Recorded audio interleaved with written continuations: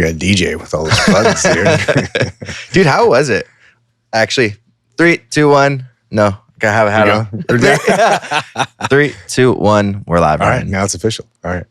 Episode 41. Crazy, dude. 41. We're setting up, and I was wondering, because we were talking about like being a DJ and all this stuff. How was your interview?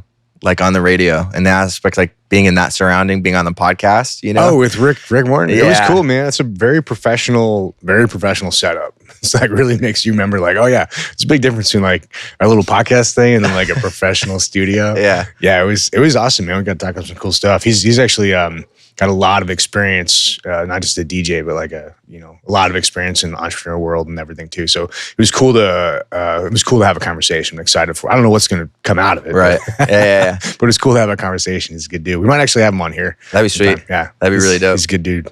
I know. I'm like, he has that distinct radio voice. Every time because I used to listen to radio all the time, but when I do once in a while, I hear his voice. I'm like, dude, like. Old times, you know? Yeah, dude, it's so hard not to curse on like a normal radio station. I'm like, what's a descriptive I would normally use for shit or fuck? Or goddamn. You're like, this is googly moogly, holy moly, like whatever the fuck. Holy moly. Yeah, that was, but it was cool, man. Yeah, it was awesome to invite me on there. And yeah, like I said, I don't know what's going to come of it. It's not like a radio show, but they're just talking about entrepreneurship in San Diego and getting some stories. So there we go. That was cool. Hell yeah. Thank you, Rick. Shout out to Rick. So yeah, episode 41. I was trying to figure out what the fuck I was doing at 41, because it's one of those things where like it all just kind of blends together. And you're like, oh, early 40s, late 30s, like all the same. And I realized that 41 was the year that I moved back from Texas, back from Texas to California, because 2017. Disney and I, everybody's talking about like, oh, California's expensive and Texas is so great and blah, blah, blah, blah. Texas has great branding. It's really like, because anybody from Texas will tell you, fucking Texas is awesome. It's the best ever. Everything they talk shit about. It has great reps. Yeah, it's great rep, dude. Great branding. And I'd been to Austin probably like 15, 20 times before, just for visiting though. And it was always a fun town. It was really cool. And so I was like, all right, yeah, we'll move out there. And we did. There's a whole bunch of shit. Like we thought we'd like, well, we do a lot of shipping. We don't need to like do a moving van. We'll just sell a bunch of our stuff and then ship on pallets, whatever was remaining. That was the first mistake. Because that's what you used to, yeah, right? I'm like, we'll just palletize it. I do not recommend that. Put our TV on there and it was like, maybe this will work. It did not work here. Like one of the pallets exploded and we had to like, anyway, it was a huge pain in the ass. So if you guys are thinking about doing that, which I don't know you would, that's pretty dumb of us. But fucking don't. I never think of pallets as like actually moving too. I know. I don't recommend it. It's like, I thought I was all snazzy, like thinking out of the box, like, oh, this is so clever. No, it's not clever. There's a reason people hire fucking moving vans. So that was mistake number one. So we were there. It was fun at first. But dude, we moved there right at the beginning of, what's that thing? South by Southwest. So it was kind of a madhouse and then settled in and right before summer and it was fucking hot. We're just like, dude, what the fuck did we do? And we're like, oh, we're saving money. And we thought we were, but we fucking hated the weather so bad. We were flying back to San Diego at least once a month. So we'd stay at a hotel downtown, come for like a weekend, catch up with everybody, which is funny because like some of my friends in San Diego, it is like you don't see them for a couple months because you're always there. But when you're away and you're like, hey, I'm gonna be in town, they make time. And so I actually saw a lot of my friends a lot more often when I was living in Texas. Yeah. So, but it was one of those conversations. I remember I was having dinner with my buddy Brandon Snapper, the guy who died in a helicopter accident a couple years later. And I was telling him, it's like, yeah, man, we're saving a little bit of money on this. We're, this and that. I was basically trying to talk him moving out there because I was not enjoying it. And it was a conversation and he just said something that really fucking stuck and made so much sense and honestly changed our whole like perspective on it. He's like, dude, as an entrepreneur, like I'd rather just make 10% of my money and live where I want to live. I was like, fuck, that makes so much sense. So Disney and I flew back the next day and we were traveling and we woke up the next day in our apartment in Austin, and we looked around like, why the fuck are we here? Like, we can easily make 10% more money back in San Diego. We're not saving that much money. Mm-hmm. It was like less than a 5% difference after. I mean, there's a whole bunch of other fucking reasons why it's not. Texas is not nearly as fucking cheap or as business friendly as people make it out to be. And I'm like, what the fuck are we here? And we both agreed, we're like, dude, fuck this. So we, within 4 days, we canceled our lease there. And we, because there's the company that owned our apartment building there, also owned an apartment building in San Diego. So we got a discount on canceling the lease. Just got a new apartment in San Diego, packed up all our shit. And in 4 days, we were back in San Diego, moved all our animals, all our shit. We're like, fuck this, we're fucking leaving. Damn. So what'd you do like with employees? We didn't have any employees. Oh, it's just you and Disney out there. Yeah. Oh, wow. It's real easy to move. We don't have any. Like, You're not really down. Yeah. It's like, I feel like moving across the country. Like, okay, sounds good. Let's go. I know it's funny. You hear all the people like a couple of years ago, recently, they're like, "Oh, Texas is the best," blah blah blah, and then they complain about all the Californians like moving to Texas. Fuck all these people moving to Texas now, and it's like Ryan's one of them, and he's not a fan. Yeah, you're welcome. But I'm not the fucking leftist voting for all these fucking weirdo shit in LA and the Bay Area with like the heroin needles on the floor and like fuck that, dude. Oh man, you know, there's a difference, you know. But I think Austin was super far left. Like every fucking week, there's some protests about something, so they block off the streets, and I'm just like, what the hell is going on? Like these people have never done anything in their life, and they're just complaining about the most random, useless shit ever. Anyway, there's a whole bunch of fucking reasons I go off on how fucking Texas is not as branded. Like if there's a better business bureau you could call about Texas not being like false advertising, I'd fucking call them. Like I was driving around in our Lamborghini at the time we had out there, and I barely drove it out there because when I drove it, dude, you drive around in San Diego and people are like, oh, fuck yeah, it looks cool. And you get the haters, but mostly people are like, yeah, fuck, that's rad. You drive around in Austin and people are just like, ugh, you know how many homeless people you could have fed with that? No, fuck like, dude, fuck you. Fuck you. No way. Yeah, so I was, was not happy about that. And then also, there's things they don't tell you about moving to Texas too. My car insurance fucking tripled moving out there because of hailstorms that come out of nowhere and can just total your fucking car. Oh shit. So we have a Lamborghini, like obviously that's a huge fucking issue. Right. So yeah, my insurance fucking tripled moving out there. And then it only went down by like 30% when I moved back too. So probably. Did you figure that out? Get you. Did you figure that out when you got to Texas with your Lambo? Oh yeah. Those are not things I thought about ahead of time. You know, like fuck it, it'll be fine. It'll probably be cheaper because Texas. I've been to Texas. That's a trip now since I've probably been there like 4 or 5 times. I love it. But it's a difference. There's a huge difference there too. I had a great time There's a huge difference. But all these little things you overlook when you're just visiting, like the traffic, whatever. The people, whatever. The bums, whatever. When you live there, you're like, fuck these motherfuckers. Fuck this traffic. Like, it was so frustrating. I think we would have done better in Dallas though. I've spent some time in Dallas and Dallas is nice. Yeah, I think we would have had a different experience there. So yeah, anyway, take that for what it's worth. If you guys are thinking about leaving California, like maybe just double check it.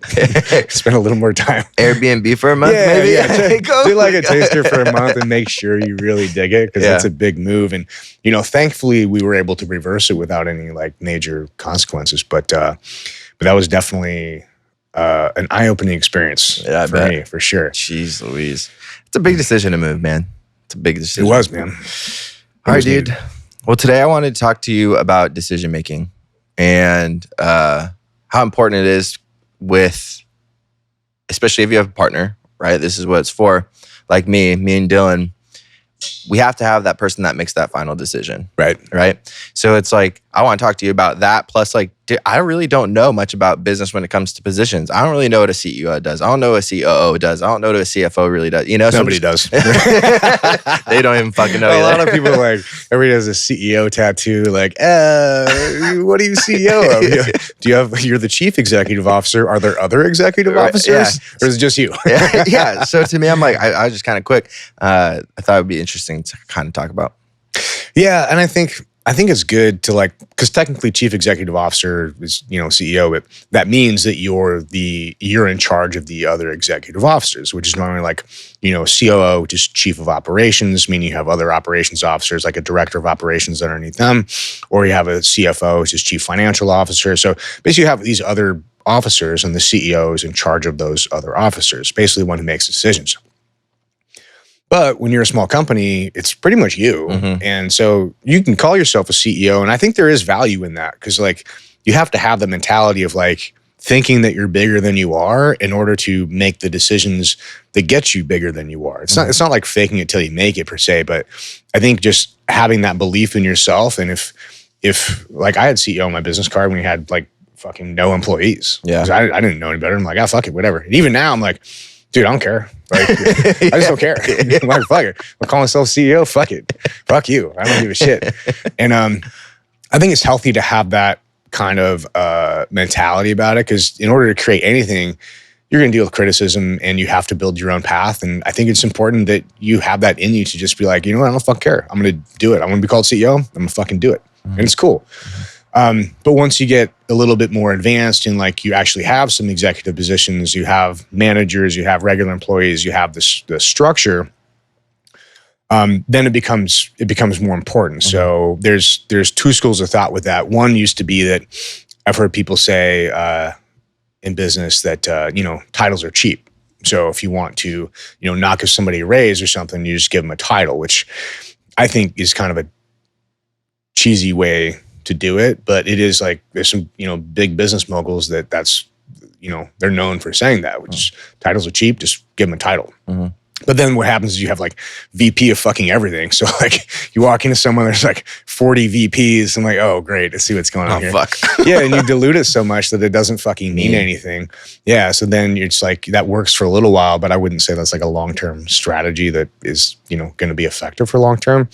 I think you should pay people appropriately and then reward people with titles that are relevant to their actual job duties. I think it's okay sometimes to give somebody a title that they haven't necessarily demonstrated that they're ready for yet. But the same thing as CEO, like you call yourself that title. And we've done this with some people before where we're moving to positions where they want it and they're not quite ready for it. But like, hey, look, this is your position. This is your title. I want you to start thinking of yourself as this position. I want you to start making decisions as if you're this position. Like what would the type of person who's in this position do? How would they act? How would they dress? How would they operate? How would they make these decisions? It's almost like what would Jesus do? It's like, what would COO do? Like, you're gonna be COO, like, what would you do in this situation? Uh-huh. Like, what are you in charge of? So that's one school of thought is just give away titles. The other school is to, be normal with it and just give them appropriately. And then there's the other one that has like, this is more like maybe a hippie kind of commune thing where like, oh, we all just have the same title. We all just move the same direction. We all just want the same thing. Like, yeah, fuck you. How's the scaling? Yeah, how'd that work for fucking Twitter? Yeah. Fuck off. Yeah. So I think there does need to be some hierarchy. But really it comes down to command and control of executing the plan, what you need to plan. So if everybody truly does know you're all on the same plan, then yeah, you don't need CEO or anybody. Everybody like, an anthill, they all know what to do. And they all have hive mind and they all do the same shit. Humans are not like that. Mm-hmm. Humans have their own agenda and their own shit and their own aspirations. So there is some kind of hierarchy that needs to be put in place. And the decision maker comes with responsibility both up and down. So you have the responsibility and authority to make the decisions, but also you have the responsibility and authority on the way down to make sure the decisions that you make are right for everybody, not just right for you or right for the company, but right for your people. Like don't make a short-term decision that might be good for the company, but you shortchange your employees, your staff, which is eventually going to shortchange the company. Mm-hmm. So you have to make these like long-term decisions and start to look at not just the primary effects of that decision, but what's a secondary, what's a tertiary effects, how is that going to affect other things that we have on the board, what's at play. And like the bigger you get, the more chess pieces you have on the board and the more things are moving, more moving parts you have. And it gets pretty complex, and that's why you have CEO and chief of operations, DOO, CFO, all these things. And most of those people at a bigger company will have a lot of people underneath them. But in the beginning, we've had a CFO before, we've had COO and DOO, and it's really just kind of whatever roles and responsibilities you think that person fits with. Like if they're really good at finance, maybe they just do your accounts payable and receivable, like APAR. Maybe they're not ready for CFO yet. What if they're like really good at upper end finance and also tying in decisions with, operations of the other company? Okay, well now that's kind of CFO, but if they're tying in operations of other departments, maybe that's more COO. So you got to kind of match up the roles and responsibility of what the different titles mean with what the person's actually good at. And the same thing with you, like with your role in the company and Dylan's role in your company. You both work within your strengths. And if you try to work within somebody else's strength, number one, you're not going to be as good. And then you're going to step on each other's toes with who makes the decisions. So long story short, it's whatever the fuck you want it to be. You're right. Really. But I think you just have to, if you can articulate it in a way that makes sense to you, it makes sense to your employees, it's probably the right decision. You don't need to overthink it or whatever. And we've moved people too. Put people in, I put person in a CFO position, and before we fired him, because we didn't ended up being a piece of shit, which is my fault for hiring him. But before we fired him, we realized he really wasn't a good fit for CFO. But we moved him to a title called Chief Strategy Officer, because he was good at like moving pieces around the board. He just wasn't really good at numbers and finance. So we demoted, but changed his position from CFO to Chief Strategy Officer, whatever, CSO, whatever. We just kind of made that up. I don't know if that exists. But that's the thing. No, you can't. You can just make it up. You know what I mean? Like, you're really good at strategy, let's make you the Chief Strategy Officer. Yeah. Like, okay.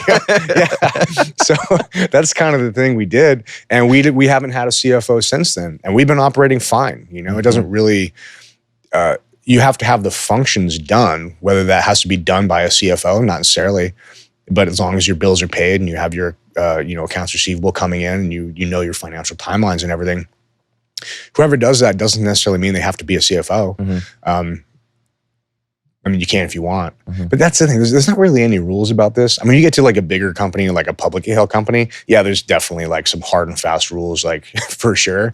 But really, I think if you can just define the roles or responsibility of that position in a way to where they're not going to conflict with anybody else on the team, and they have authority to make good decisions within that realm, I think that's a good place to start, man. And if you have people on your team that are really good, they're going to grow, and they might outgrow a position. They might outgrow, director of operations to chief of operations, or like Disney outgrew COO to CEO, So people do grow and expand, and that's the goal. Like, you want them to grow and expand.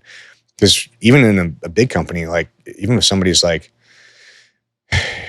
say director of operations, they don't want to be there for 20 years. You probably want to move up to eventually COO at some point. Like, so you have to provide that upper mobility within the company.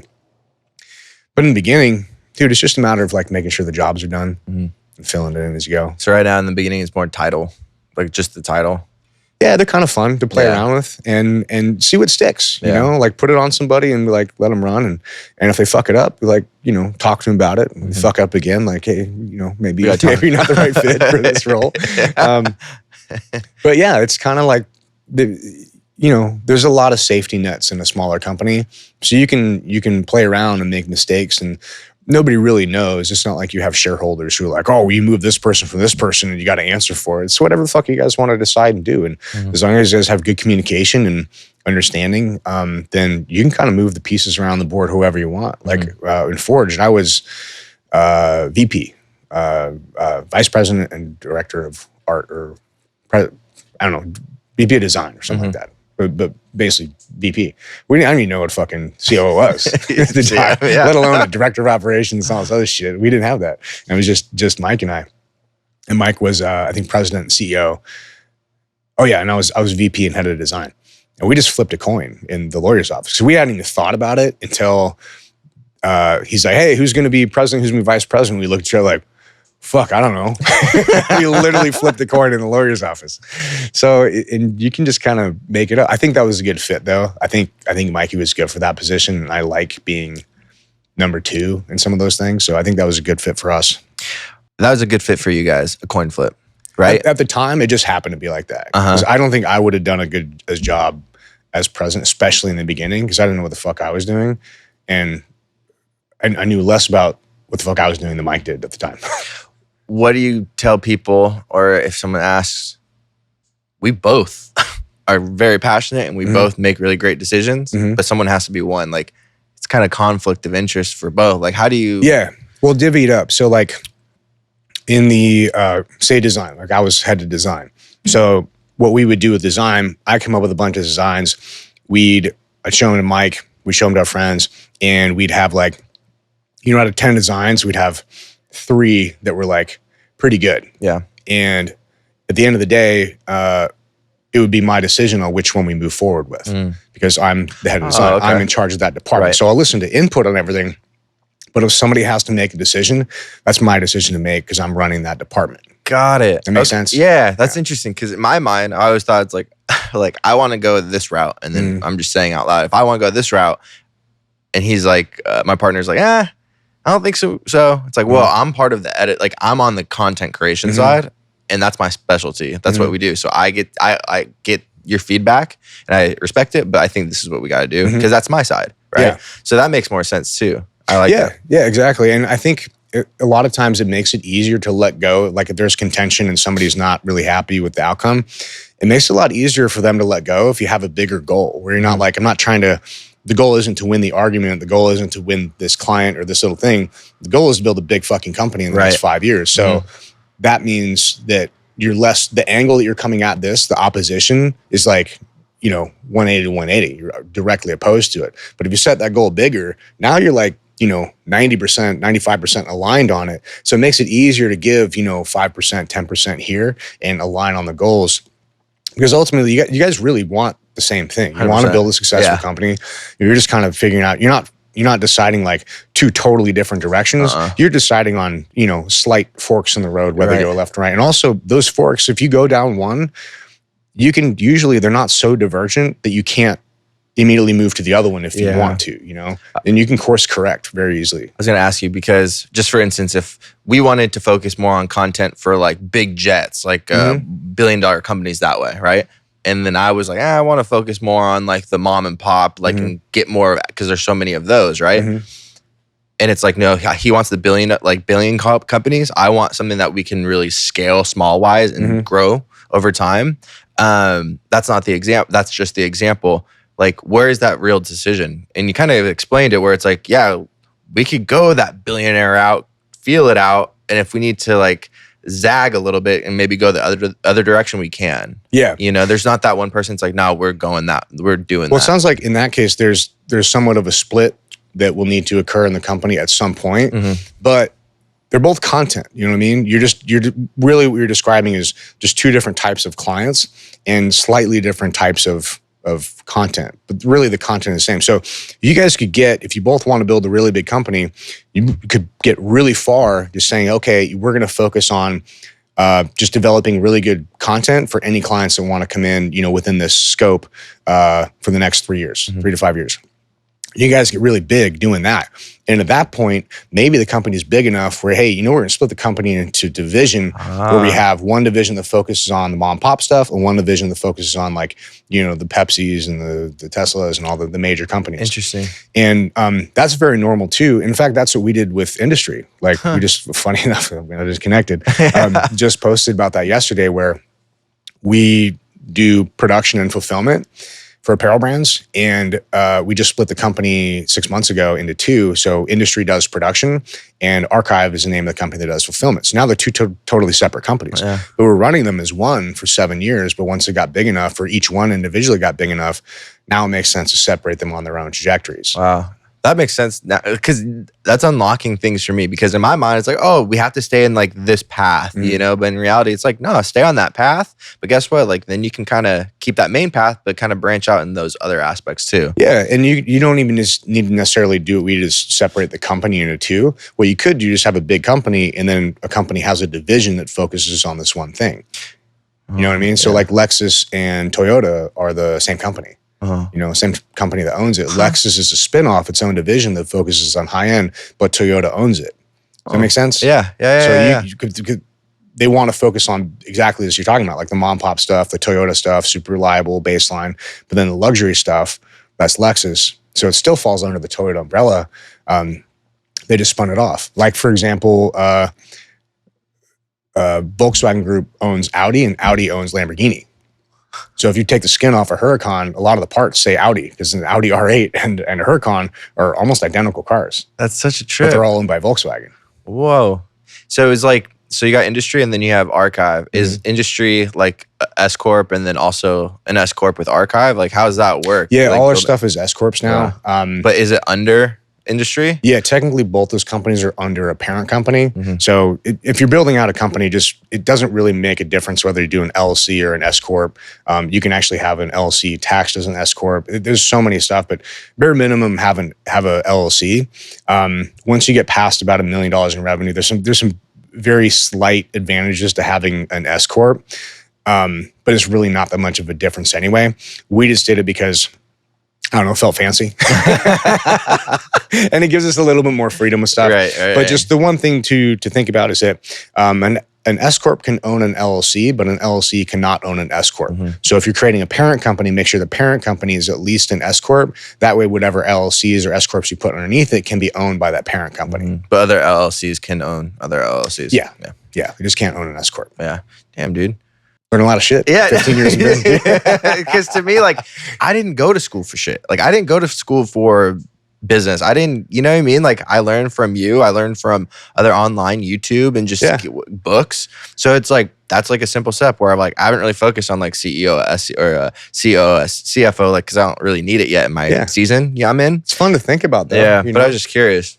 And then the decision making too, because you guys have that same path that we want to go on, and that's why we started the company together. But it's also important to be like, because we've talked about it, where it's like, oh, we want to do content. What about if we want to do short films and then music videos and like all these types of different things, but they all are under an umbrella, you know?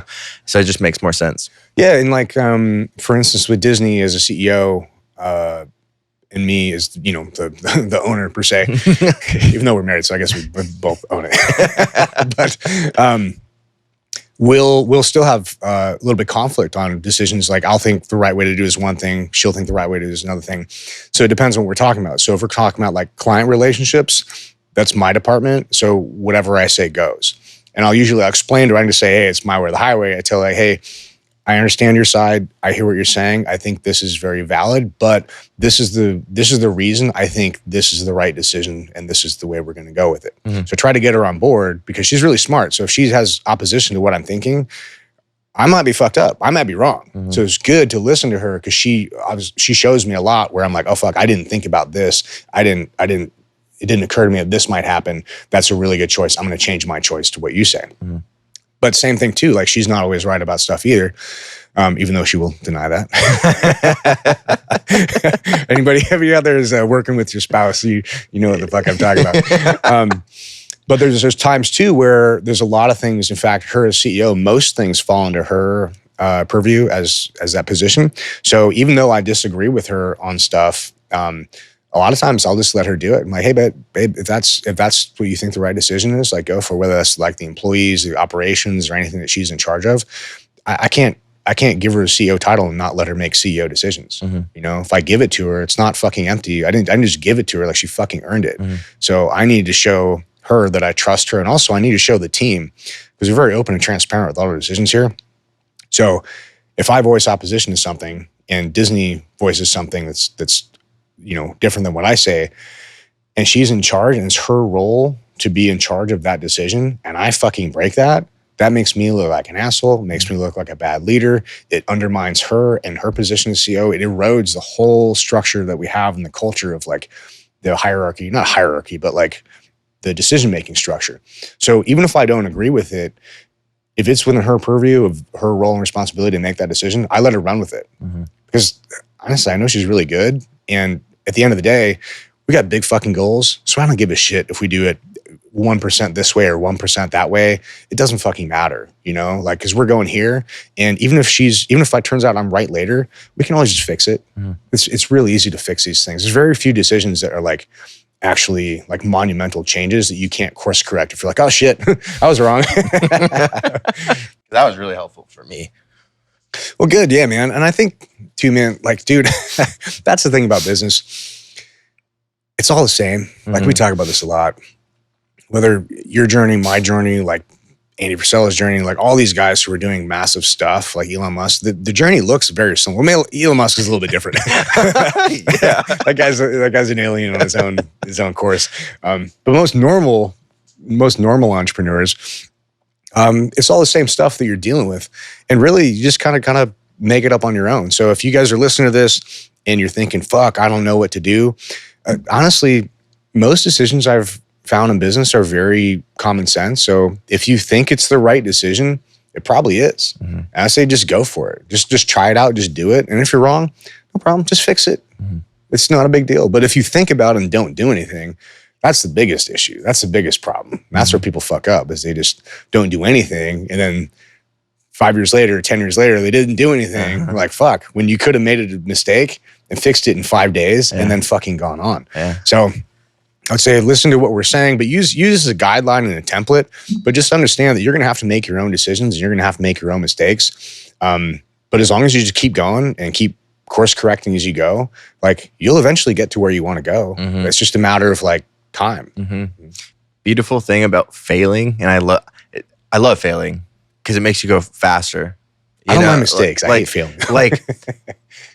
Like to me, it's but like maybe it's in between mistakes and failing. Like, because I guess you don't really fail unless you quit. Yes. Yeah. So it's more you make a mistake, or opportunity passes that you didn't jump on, or you just fucked up. You'll learn from that. You know, you'll learn from it. If it's a hiring mistake, if it's from a financial mistake, if it's whatever, dude, like you'll learn and go faster. Yeah. And then you're like, you got to that point where it's like, fuck, you can either quit and that means you failed, or you learn from it and keep going. And you know, like, oh shit, I grew. I got to that next level. Like, what's behind this wall now that I know that, you know, it's like, it's a fucking crazy game. Dude, it just takes time, man. And that's why, like, if you're listening to this, like, man, how does Ryan know this shit? It's because I fucked it up. It's because I made all these fucking mistakes. And now I'm like, oh, I know a million ways not to do something. But you know, there's still a million ways to do something. And it's not, most mistakes that you're going to make are not going to be totally detrimental. And it's just part of the learning process. So I would say just allow yourself some space and grace to make mistakes and just keep pushing forward, and don't get hard on yourself when, you know, it doesn't, you know, you're not a millionaire overnight. But if you keep fucking going, you will be. You can attain almost any goal you want if you just keep trying, keep adjusting, and just keep going. It's a lot of work, but it's not complicated.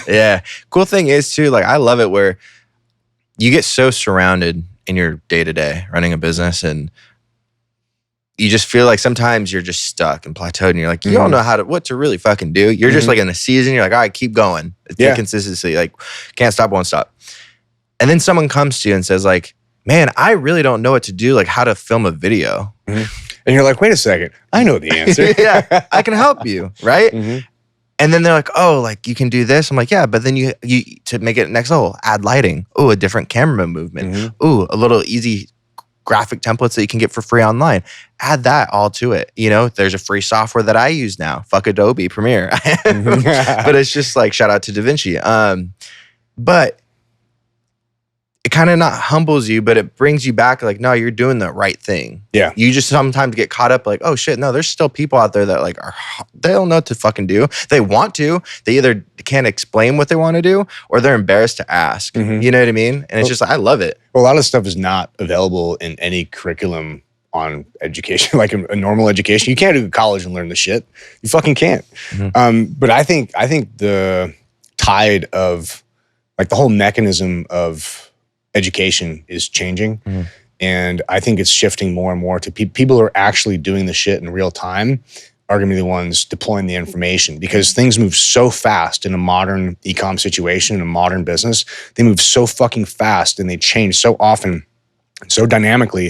If you try to put that into curriculum and get it out into university, it's outdated in 6 months. So 3 or 5 years by the time it makes it to curriculum, it's fucking already, it's been obsolete for years. So the only people who really know this shit at like on the fucking knife's edge are the people actually doing it. But most people are so busy actually doing it, they don't talk about like how they're doing it. That's a trip. I think it was like a year, 2 years ago. One of my friends, what do you call it? Has a degree in marketing or some shit like that.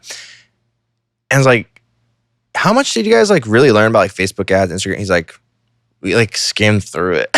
Yeah. We talked about more of like the high end of like marketing, like billboards and like the Old school stuff. like very old school. That's like, and I was like, that's crazy to me. Yeah. That's insane. That's because the reality, they don't, though. It is. Yeah. But like you said, they can't teach it. They can't. Yeah, and they because charge that's $100,000 for that fucking degree. Yeah, Like, and it's Jesus. like today we got like the new like book, like Facebook marketing 203. Oh, they just made another one. Like, oh, like, you know, by the like time it goes to press, it's outdated. it's done. Yeah. It's a trip. So you're right, dude. The future of content and future of teaching online, it's just starting. Yeah, and that's dropping a little hint for you guys.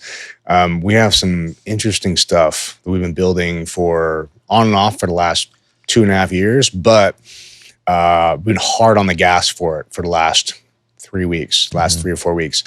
And I think we're dropping it, was it Christmas time? A little before 23rd. Christmas? Yeah, 23rd is the goal. So keep an eye out if you guys are into, well, basically everything we talk about on this podcast. Exactly. Life, entrepreneurship, Yeah. branding, marketing, specifically apparel lines. You guys are gonna dig this. This is specifically for you guys, and I think you're gonna like it a lot. This is nowhere else in the world people can get this information. Stay tuned. Stay tuned. Yeah. It's coming up. Hell yeah, I can't man. wait for that, dude. Fuck. I know. I can't talk about it. We just can't talk about it. Oh man. It's ninja level. I know. It's gonna be exciting though. I'm excited. Well, thank you again for watching the podcast, guys. You guys know what to do. If you're on YouTube, like, comment, and subscribe. And even share it. Share with a friend that might need the information right now. Like I'm always new to like this type of stuff. So it's also something I could share for like my partner that I have and get him to listen in on it. So another thing too, ask us a question, DM us a video, ask us any question that you want us to cover on this podcast. Cause I love talking to Ryan, but it's like, we'd love to help others too. So yeah, this is for you guys, man. You guys are investing your time and listening to us. So let us help you get a higher return on that investment. Shoot us a question and we'll help you figure it out. definitely. All right. All right, man. Shake and bake. Shake and bake. Cool.